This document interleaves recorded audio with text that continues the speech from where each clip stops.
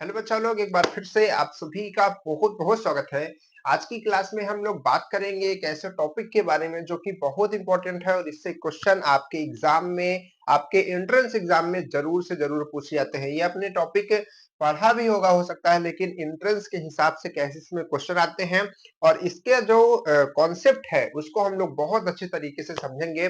एकदम आसान शब्दों में आपको बता देंगे, कभी भी आप भूलेंगे ही नहीं कि हमारा इक्विवेलेंट वेट यानी कि तुल्यांकी भार क्या होता है या फिर हम इसको कैसे निकालते हैं। ठीक है, तो देखिए बिना देरी के हम लोग शुरुआत करते हैं। हमारा नया चैप्टर है। इसके पहले हम लोग एवोग्रेडो परिकल्पना यानी कि एवोग्रेडो हाइपोथेसिस पढ़ रहे थे, जिसमें हम लोगों ने इसके क्वेश्चंस लगाए, बहुत सारा प्रैक्टिस किया।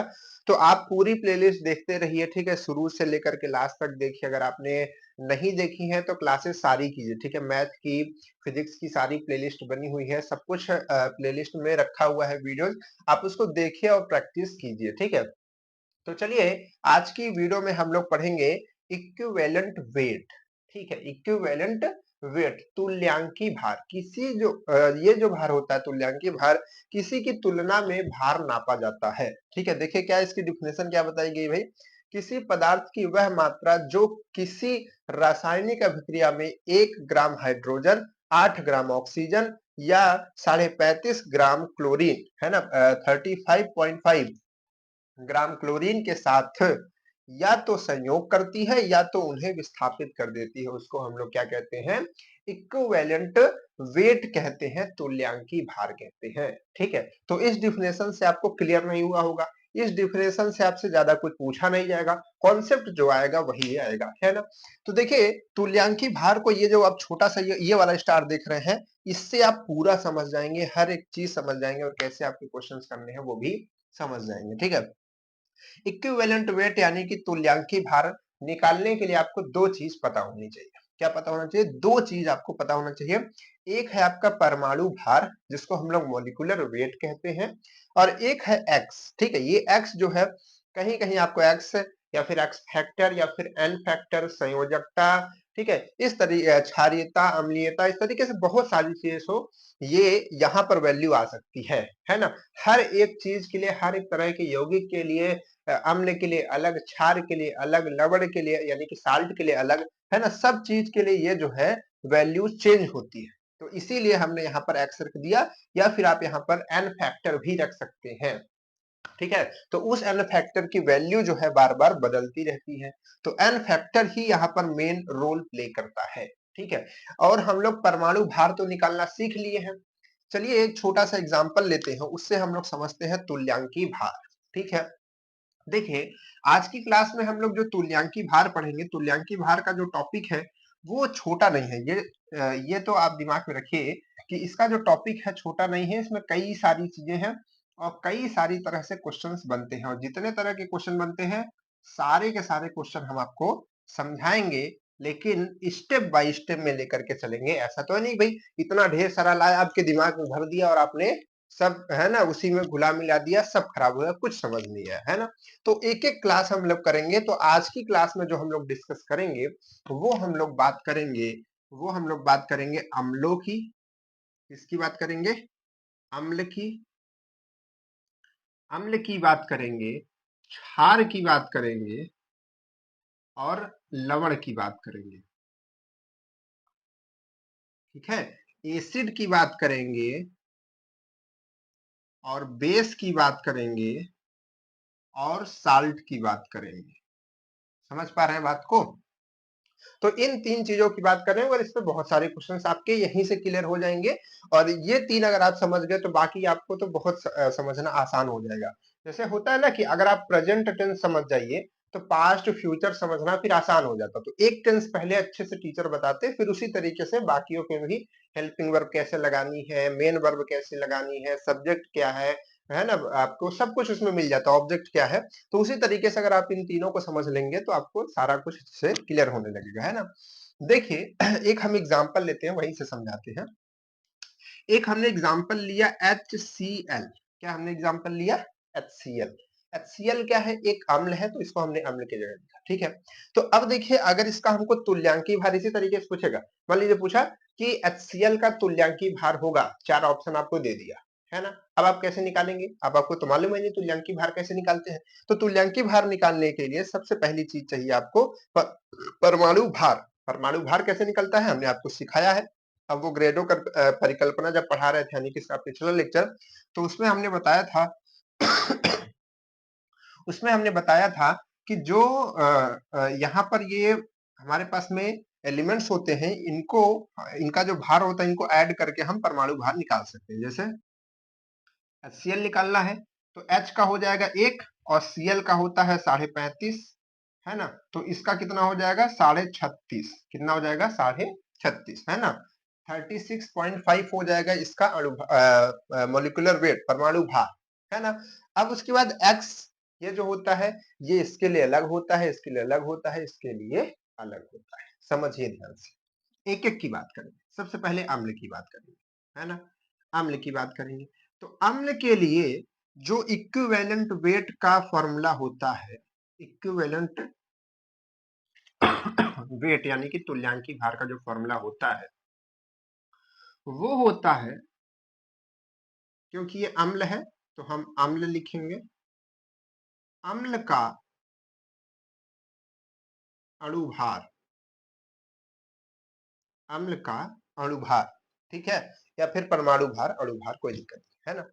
तो यहाँ पर अम्ल का अणुभार हो गया और इसके नीचे जो X जो हम कह रहे थे बार बार हर चीज के लिए बदलता रहता है, वो यहाँ पर होता है अम्ल की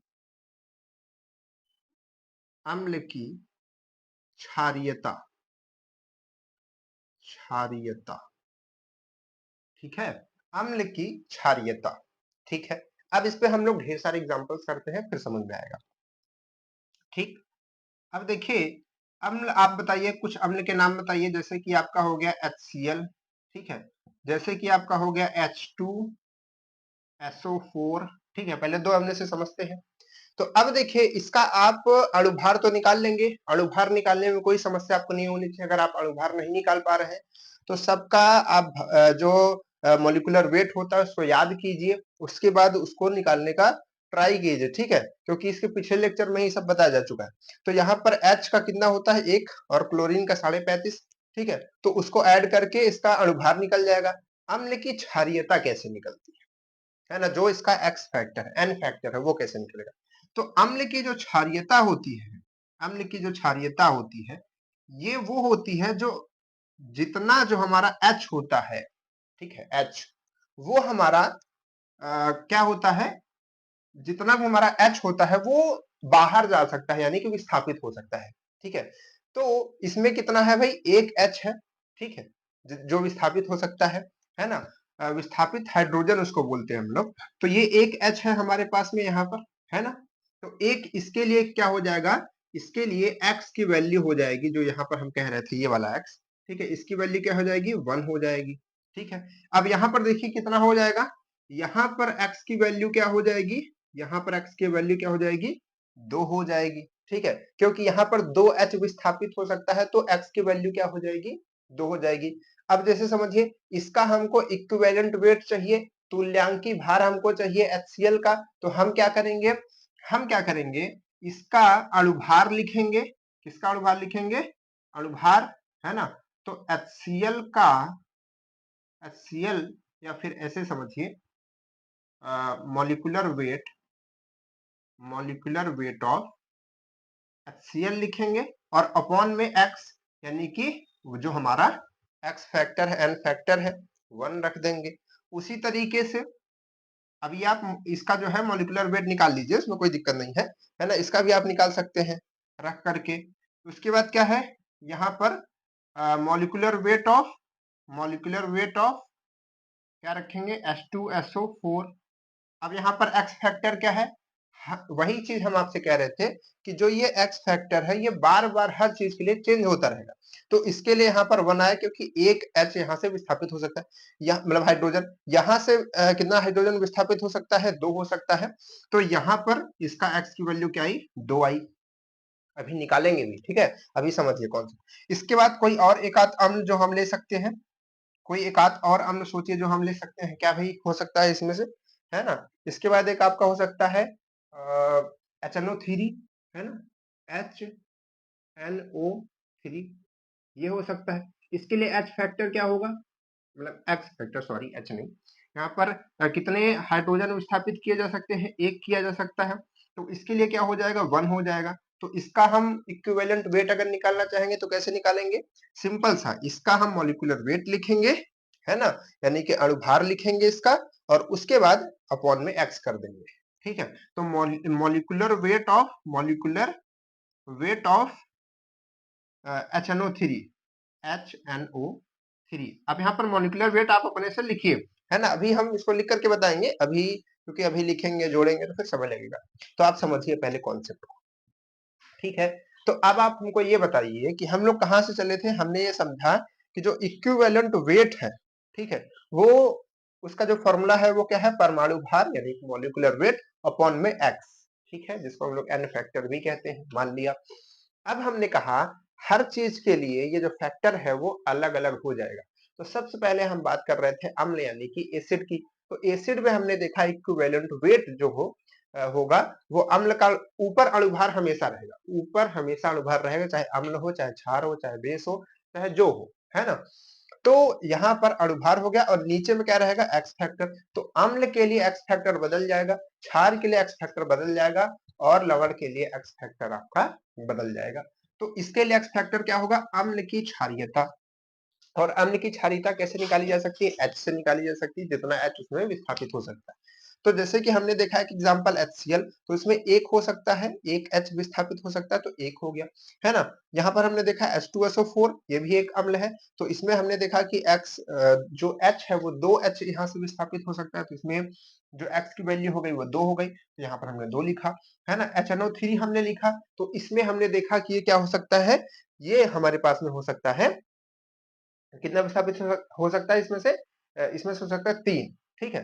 तो सॉरी, एक हो सकता है, तो एक हमने वहां पर लिखा, है ना। अब इसी तरीके से एक एग्जांपल हम आपको और बताएं जो आपके एग्जाम में भी पूछा गया है क्वेश्चन, ठीक है, पूछा जाता है H2C2, H2C2O4, है ना, H2C2O4। अब आप इसमें बताइए कि कितना हाइड्रोजन इसमें विस्थापित हो सकता है। तो ये चीज आपको, जैसे आप सोच रहेंगे हमको कैसे पता लगेगा कि कितना हो रहा है कितना नहीं हो रहा है, तो ये एक थोड़ी प्रैक्टिस पे भी डिपेंड करता है। आप जब क्वेश्चन सॉल्व करेंगे तो खुद से समझ पाएंगे कि कितने इसमें हाइड्रोजन विस्थापित होंगे, ठीक है। ये देखिए इसका स्ट्रक्चर सब लोग जानते होंगे कि इसका स्ट्रक्चर हम आपको कहाँ बना के दिखा दे, ये हटा दे क्या है, चलिए इसको हटा देते हैं, यहाँ पर हम आपको इसका स्ट्रक्चर बना के दिखाते हैं, ठीक है। देखिए ये है हमारे पास में, इसका स्ट्रक्चर बनाने के लिए आप सिंपल से ऐसे कीजिए, उसके बाद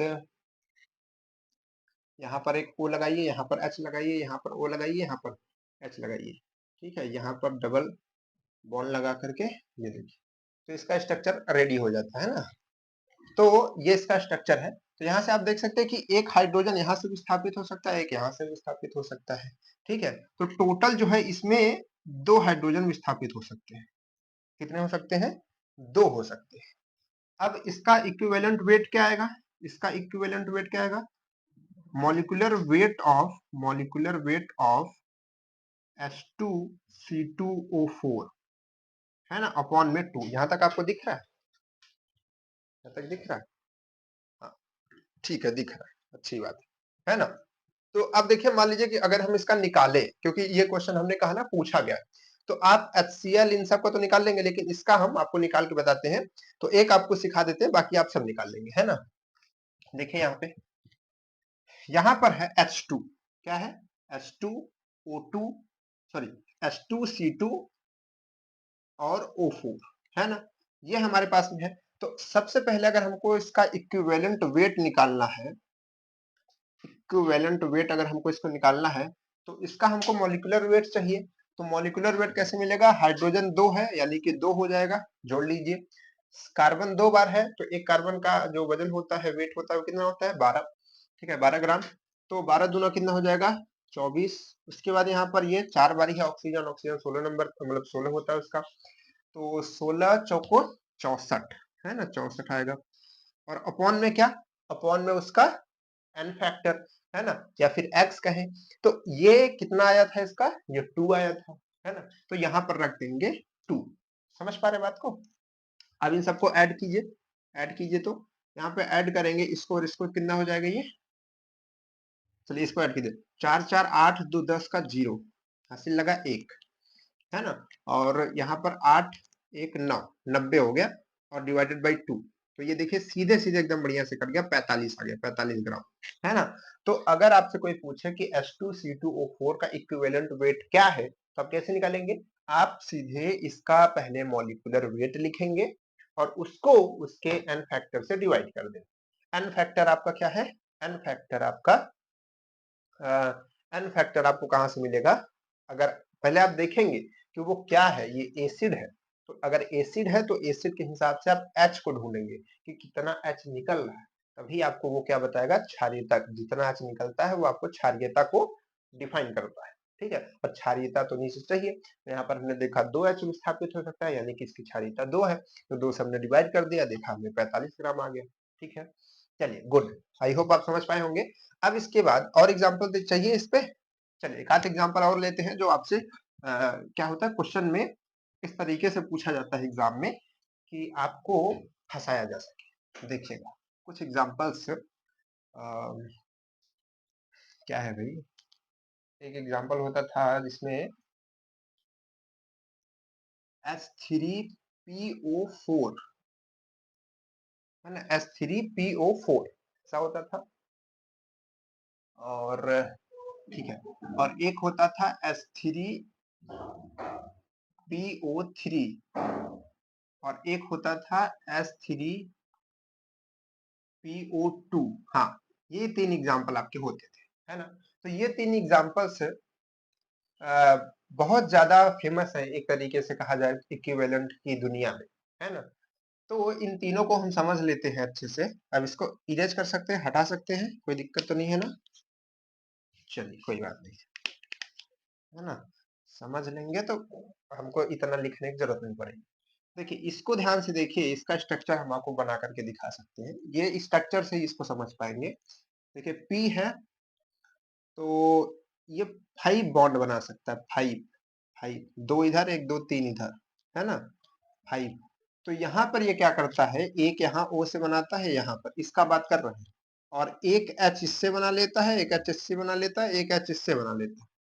तो ये इस तरीके से इसका स्ट्रक्चर होता है। तब आप इसमें सोचिए कितने हाइड्रोजन भाग सकते हैं छोड़ के इसको, है ना? विस्थापित हो सकते हैं 1 2 3, 3 ठो भाग सकते हैं। तो इसका इसका आप जो है मॉलिक्यूलर वेट तो निकाल ही लेंगे भाई, H का रख दिया, P का रख दिया, O का रख दिया, निकल जाएगा, है ना? उसके बाद इसका जो एक्स फैक्टर होगा वो कितना होगा? 3 होगा। मेन चीज यही एक्स फैक्टर है, मेन चीज एक्स फैक्टर, बाकी कुछ नहीं। उसके बाद ये आता है, ये इसका स्ट्रक्चर कैसा होगा, है ना? सेम उसी तरीके से, लेकिन कुछ चेंजेस। पी रहेगा, यहाँ पर डबल बॉन्ड में ओ बना रहेगा, 3 बॉन्ड और बनाएगा, ये एक बनाएगा ओ के साथ, दूसरा बनाएगा ओ के साथ, क्योंकि ओ 3 ही है, देखिए 3 ओ, तो 1 2 3 ओ इधर हो गया। तो अब यहाँ से एक वाले से तो एच इधर लग जाएगा, एक एच इधर लग जाएगा, यहाँ जो बचेगा डायरेक्ट एच यहाँ से लग जाएगा, ठीक है? अब यहाँ से इसका बॉन्ड जो है मजबूत रहेगा, है ना? तो ये जो है विस्थापित नहीं हो सकता, उसको छोड़ेगा नहीं, ठीक है? तो जो ये हमारे 2 हाइड्रोजन है, ये यहाँ से विस्थापित हो सकते हैं। तो यहाँ पर जो एक्स फैक्टर बनेगा वो क्या हो जाएगा? 2 हो जाएगा, ठीक है?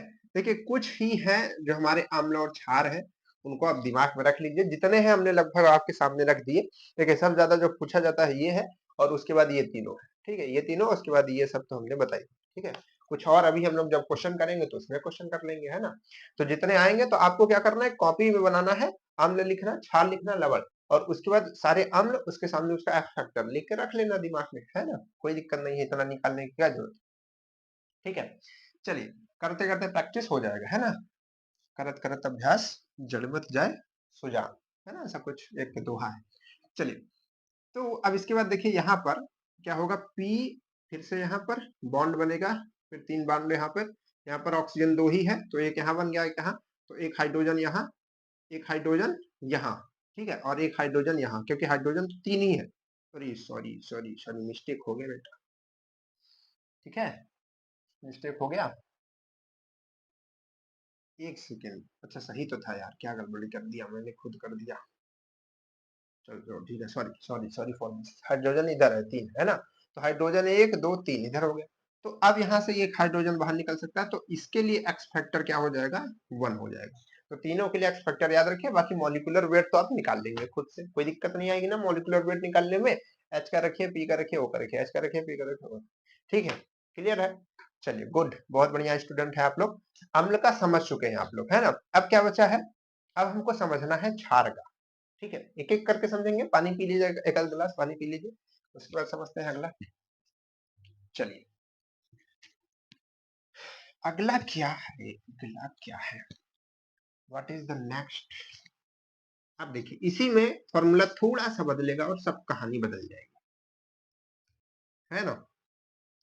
यहां पर हो जाएगा क्षार, क्या हो जाएगा, क्षार, जिसको हम लोग अंग्रेजी में बेस कहते हैं, ठीक है। यहां पर अम्ल की जगह हो जाएगा क्षार, क्षार, क्षार की क्षारीयता नहीं, क्षार की अम्लीयता, क्या बात है, उसमें क्षारीयता थी, इसमें अम्लीयता है, अम्लीयता। हिंदी गड़बड़ हो तो कृपया माफी कीजिएगा। OH, अब इसमें हम देखेंगे कि कितना OH बाहर जा सकता है, OH, ठीक है। एग्जाम्पल बताइए सर, एग्जाम्पल क्या हो सकता है, सबसे बढ़िया एग्जाम्पल, एग्जाम्पल, चलिए, NaOH ही सबसे बढ़िया एग्जाम्पल है ना, NaOH। और क्या हो सकता है, अच्छा इसमें पहले होगा कितना, इसमें कितना होगा भाई, एक्स फैक्टर कितना आएगा, कितना एच बाहर जा सकता है इसमें, सॉरी एच नहीं, एच भूल जाइए, OH, कितना OH बाहर जा सकता है, एक, तो ये हो जाएगा इसके लिए एक। तो इसका इक्विवेलेंट वेट कितना आएगा, ये आज मैं ई कैसे बना रहा हूँ उल्टा, इक्विवेलेंट वेट कितना होगा इसका, कितना होगा इसका अनुभार, है ना, molecular weight, molecular weight of NaOH divided by 1, यानी कि जो इसका मॉलिक्यूलर वेट होगा वही इसका इक्विवेलेंट वेट भी होगा। यानी कि एक क्वेश्चन ऐसे बन सकता है कि कब किसी भी क्षार का या फिर अम्ल का जो मॉलिक्यूलर वेट है वही इक्विवेलेंट वेट होगा, कब होगा। आपके ऑप्शन डिंग डिंग डिंग डिंग, 4 ऑप्शन आपको दे दिया, तो उसमें कौन सा ऑप्शन सही होगा, जब उसका एक्स फैक्टर या एन फैक्टर 1 हो जाए, तब ऐसा होगा कि उसका मॉलिक्यूलर वेट और इक्विवेलेंट वेट दोनों सेम होगा। ठीक है, मान लीजिए कैसे आपको क्वेश्चन दे दिया कि किसी भी तत्व का, है ना, या फिर किसी भी यौगिक का मॉलिक्यूलर वेट यानी कि अनुभार और उसका तुल्यांकी भार कब बराबर होगा। आपके ऑप्शन नंबर 1, है ना, option number 1, n is greater than 1, n is less than 1, n is 1, और चौथा ऑप्शन दे दिया सबसे खतरनाक, नन ऑफ दीज। अब बताइए क्या होगा, ऐसे क्वेश्चन बन सकता है। तो आपका हो जाएगा जब n हमारा क्या हो, 1 के बराबर, ठीक है। चलिए गुड बॉय, ठीक, या फिर n इज इक्वल टू 2 भी दे सकता था, 3 दे सकता था, कुछ भी ऑप्शन बना सकता था। तो ये बात समझ में आई। अगला ऑप्शन, सॉरी अगला एग्जांपल, अगला एग्जांपल क्या हो सकता है भाई, अगला एग्जांपल हो जाएगा CaCaOH का होल ट्वाइस, क्योंकि इसका संयोजकता होती है 2, तो 2 लग जाएगा। तो यहां से एक्स फैक्टर कितना आएगा, कितना आएगा भाई, इसमें सॉरी सॉरी सॉरी, मस्ती नहीं करनी है, बोर्ड टूट जाएगा फिर पढ़ाऊंगा किस पे, है ना। तो यहाँ पर ये जो OH है इसकी वैल्यू कितनी हो जाएगी, 2, कितनी हो जाएगी, 2, ठीक है। अब आगे आप समझ लीजिए, ठीक है, मॉलिक्यूलर वेट आप निकाल लीजिए, सबका निकालिए। Na का कितना होगा, 23, है ना, O का कितना होगा, 8 दूनी 16, है ना, H का कितना होगा, 1, करके निकाल लीजिए, ठीक है।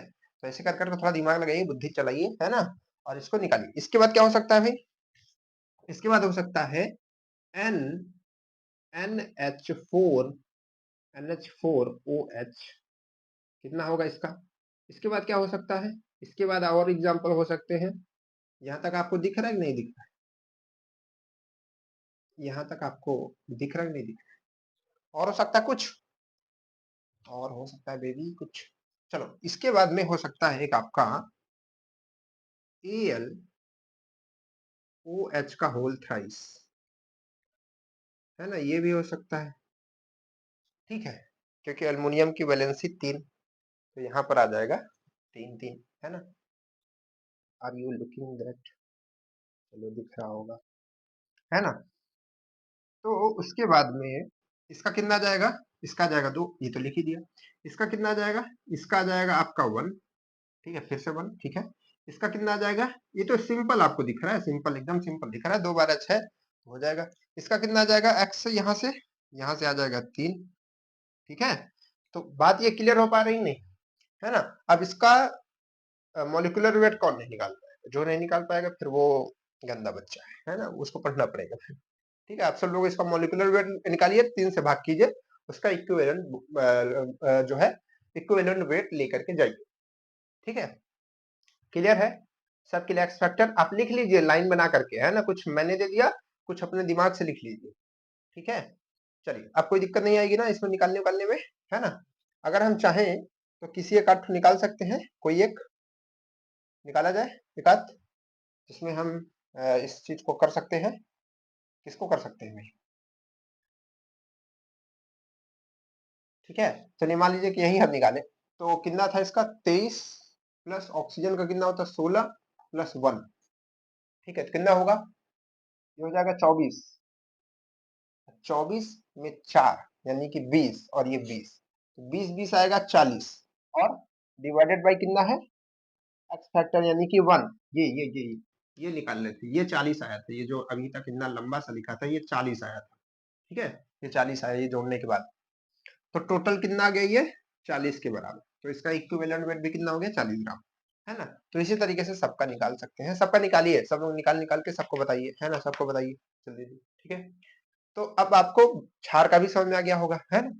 अब हम क्या करते हैं? अब हम समझते हैं साल्ट का, ठीक है?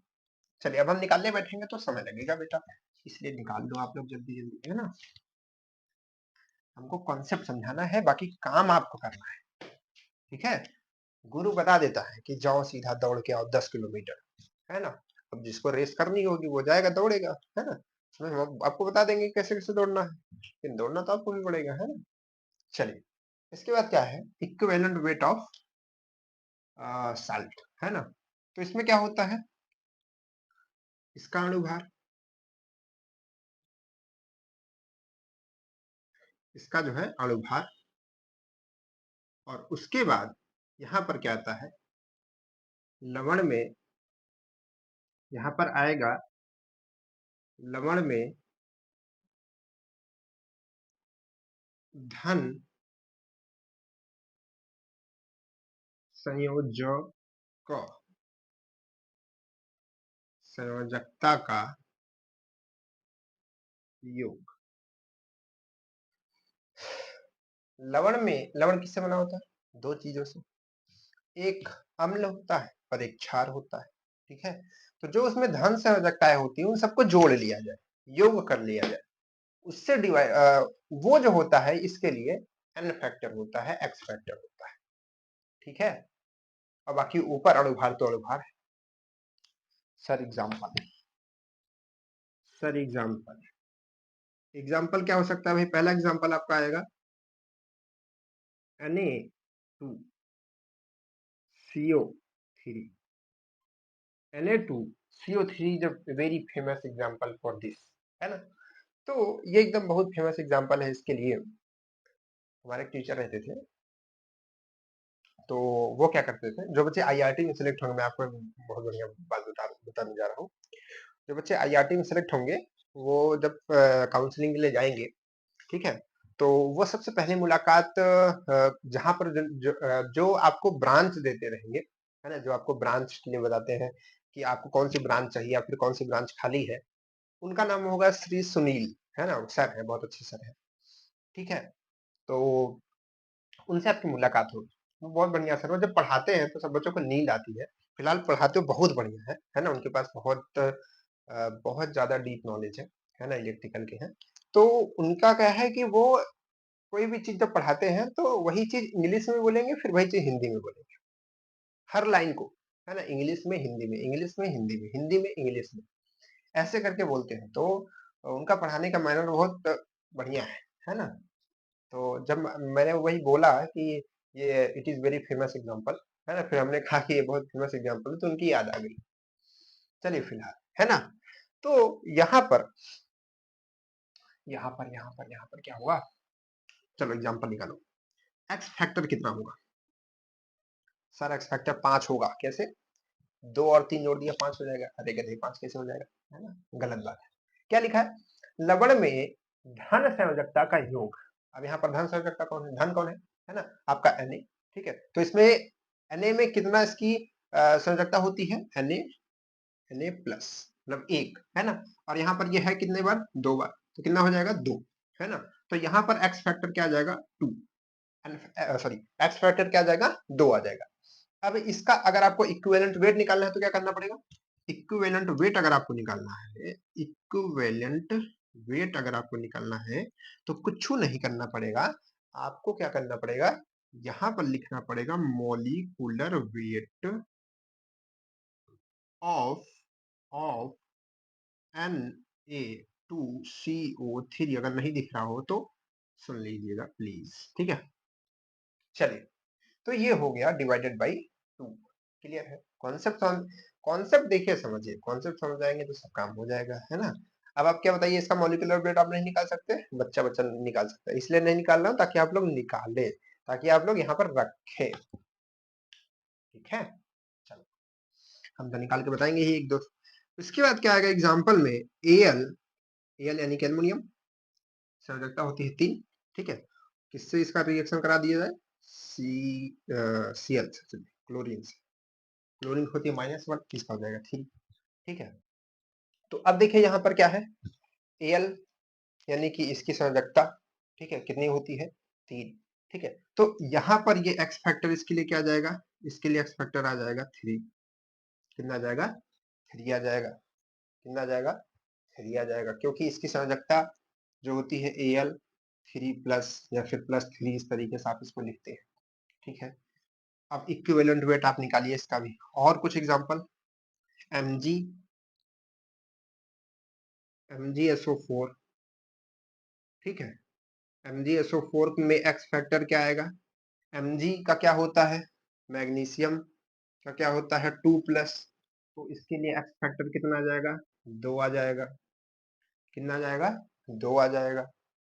उसके बाद अगर हम SO4 का एल्युमिनियम के साथ भी करा सकते हैं, एक रिएक्शन और बन सकती है। देखिए यहाँ पर नई, जैसे ये हमने Mg के साथ कराया है, तो यहाँ पर बन सकता है Mg, लेकिन इसका जो होता है जो SO4 होता है, इसकी संयोजकता -2 होती है, इसलिए ये आपको यहाँ 2 दिख नहीं रहा है। तो यहाँ पर क्या होगा कि वो 2 देगा तो ये Al2 हो जाएगा, इधर से ये होगा तो SO4, और उसकी संयोजकता 3 होती है तो SO4 का होल थ्राइस हो जाएगा। बढ़िया समझ में आई गुरु, है ना? तो यहाँ से x की वैल्यू क्या हो जाएगी? यहाँ से देखिए, अब समझिए, ये आपको 2 बार है ना? लेकिन आपको मालूम है कि x का होता है 3+, है कितनी बार? 2 बार। तो 3 दूनी 6, तो इसका x कितना हो जाएगा? 6 हो जाएगा। कितना हो जाएगा? 6 हो जाएगा। ठीक है, तो ये सब हमारे क्या है? कुछ साल्ट्स हैं, कुछ लवण है, इनका भी आप वैल्यूज लिख लीजिए। इस तरीके से होता है। अब हमने जो सबसे पहले लिखा है, इसका आपको हम करके दिखा देते हैं। ठीक है, ताकि आप कर पाए बाकियों का। ठीक है, क्या क्या है भाई? Na2CO3, ठीक है। Na का कितना होता है? 23, 23, 2 से मल्टीप्लाई कर दीजिए क्योंकि 2 है। C का कितना होता है? 6 दूनी 12। O का कितना होता है? 16 गुणते 3, और डिवाइडेड बाई कितना करेंगे? एक्स फैक्टर कितना है? 2। ठीक है, अब ये सीधा इसका क्या निकलेगा? इक्विवेलेंट वेट, है ना? इक्विवेलेंट वेट, तुल्यांकी भार, जिसको हम लोग हिंदी में कह रहे हैं कब से। ठीक है, तो ये कितना हो जाएगा? 3 दूनी 6, 2 दूनी 4। ठीक है, ये कितना हो जाएगा? 12। ये कितना हो जाएगा? 16 48, 48, है ना? अब अगर हम दिमाग लगाए कुछ, तो इसको जोड़ के हम कितना कर सकते हैं? 50 60 60 कर सकते हैं, और इसको जोड़ करके 60 और 40 100 106 कर सकते हैं और डिवाइडेड बाय 2 कर सकते हैं। अगर हम इसको काट दें तो 53 आ जाएगा इसका आंसर। ठीक है, तो 53 इसका आंसर आता है। ठीक, तो इस तरीके से जो है आप इसका भी निकाल सकते हैं, इसका भी निकाल सकते हैं, सबका निकालिए। ठीक है, चलिए हम आपको एक एग्जांपल देते हैं, है ना? सबका आपको मालूम होगा, आप निकालिए और बताइए, है ना? आपको निकालना है MgSO4, है ना? MgSO4 का इक्विवेलेंट इक्विवेलेंट वेट। ठीक है, ये पहला हो गया। दूसरा आपको, चलिए ये वाला ले लीजिए दूसरे नंबर पे, AlCl3 का इक्विवेलेंट वेट आपको बताना है। इसके बाद एक ठो उसका जो था अम्ल का ले लीजिए, H3PO3 का इक्विवेलेंट वेट। ये तीनों हम कमेंट सेक्शन में सभी बच्चों कैसे ऑप्शन में HW डैश पहला, ठीक है, ब्रैकेट बना सकते हैं, डैश करके पहले का आंसर, फिर कॉमा करके 2 डाल के दूसरे का आंसर, ठीक है, कॉमा करके 3 डाल के तीसरे का आंसर, ऐसे करके सबको बताना है। ठीक है, सबको इसी फॉर्मेट में आपको आंसर करना है, तभी हम समझेंगे कि आपको आज की क्लास समझ में आई, कॉन्सेप्ट आपने सीखा, इक्विवेलेंट वेट निकालने का कॉन्सेप्ट सीखा। ठीक है, इक्विवेलेंट में केवल एक फॉर्मूला है, आप उसका अनुभार लिखिए, नीचे में आप एन फैक्टर डालिए। एन फैक्टर हमने कहा कि अम्ल के लिए, क्षार के लिए, लवण के लिए, सबके लिए अलग है। ठीक है, इसके लिए है कितना H विस्थापित होता है, इसके लिए है कितना OH होता है, और इसके लिए है कि लवण में धन जो संयोजकता है उनका योग कितना है। ठीक है, तो सब हमने बता दिया, एग्जाम्पल बता दिया। आई होप आपको ये अच्छे से समझ में आ गया होगा, क्लियर हो गया हो तो अपने दोस्तों के पास इस वीडियो को भेज दीजिएगा ताकि उनको भी समझ में आ जाए। ठीक है, अगली क्लास में हम लोग इसके कुछ क्वेश्चन की प्रैक्टिस करेंगे, और भी जो अभी चीजें छूटी हैं, अभी ये खत्म नहीं हुआ टॉपिक, अभी बहुत सारी चीजें, तो उनपे भी हम लोग बात करेंगे। अभी तो बड़े बड़े क्वेश्चन भी इसके करने हैं। ठीक है, तो 1 से 2 क्लास और होगी, तब जाकर के ये पूरा खत्म होगा। ठीक है, तो पढ़ाई कैसी चल रही है ये सब भी बताइएगा, कोई दिक्कत परेशानी आती है तो उसको भी हमको आप शेयर कीजिएगा, बताइएगा, कोई फॉर्म भरने में या फिर किसी भी चीज में किसी भी तरीके की एनी टाइप ऑफ प्रॉब्लम होती है तो आप हमको बता सकते हैं। ठीक है, पॉलिटेक्निक या फिर IRT या फिर किसी और अदर चीज से भी। ठीक है, तो चलिए फिर मिलते हैं आपसे नेक्स्ट क्लास में, तब तक के लिए बाय बाय।